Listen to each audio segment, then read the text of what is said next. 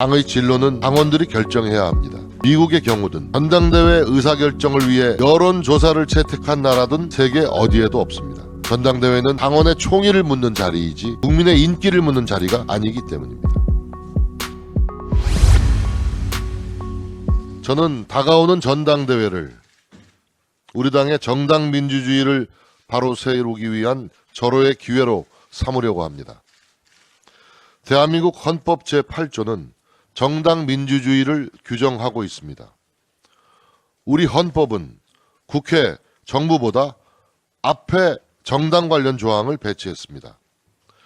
정당 관련 헌법 조항은 대한민국은 민주공화국임을 선언한 총강에 함께 담겨 있습니다. 저는 그 의미가 무엇인지 오랫동안 생각했습니다.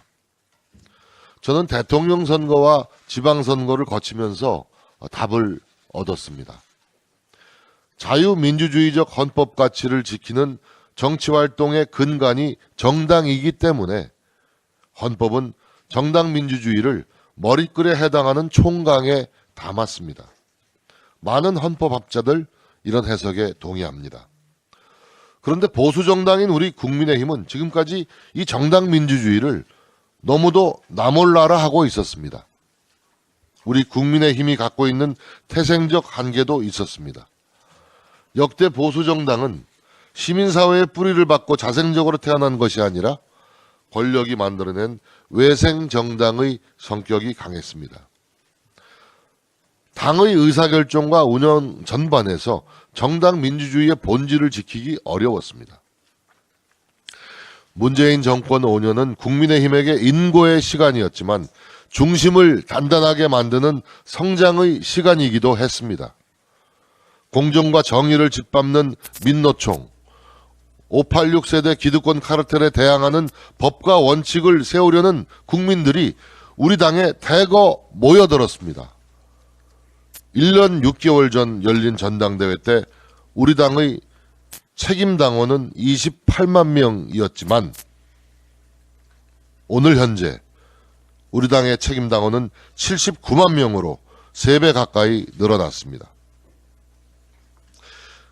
내년 전당대회 시점부터는 100만에 근접한 책임당원 시대가 열릴 것입니다. 윤석열 대통령과 우리 정부를 지지하는 국민들이 우리 당과 조금만 더 함께 한다면 100만 책임당원 시대를 곧 맞이하게 되는 것입니다. 100만 책임당원들이 우리 당의 뿌리가 되도록 해야 합니다. 우리 당의 20대, 30대, 40대 당원은 전체의 약 33%입니다. 50대 이상 연령층이 책임당원의 절대 다수를 차지하던 과거와는 완전히 달라진 것입니다. 전체 인구 대비 같은 연령층의 비율이 약 41%인 점을 비교하더라도 큰 차이가 나지 않습니다. 누구에게 불리하고 누구에게는 유리한 당원 구성이 아닌 것입니다. 우리는 지금 유불리의 문제가 아니라 원칙의 문제를 고민하고 있습니다. 당의 진로는 당원들이 결정해야 합니다. 문재인 정부를 무너뜨리고 윤석열 정부를 탄생시킨 책임당원들에게 당의 미래와 방향을 결정할 지도부 선출을 맡기는 것은 당연한 일입니다. 이것이 대한민국 헌법이 정하고 있는 정당 민주주의의 가치입니다. 유럽의 내각제 국가든 미국의 경우든 전당대회 의사결정을 위해 여론조사를 채택한 나라든 세계 어디에도 없습니다.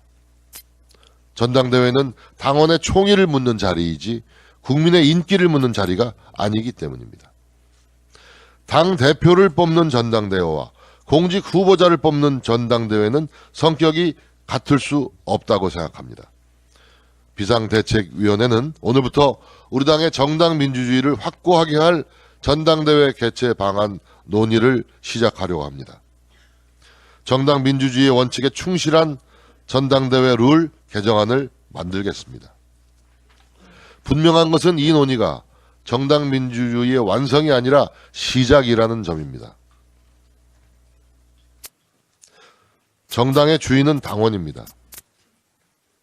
국가 권력은 국민으로부터 나오듯이 당의 권력은 당원으로부터 나옵니다.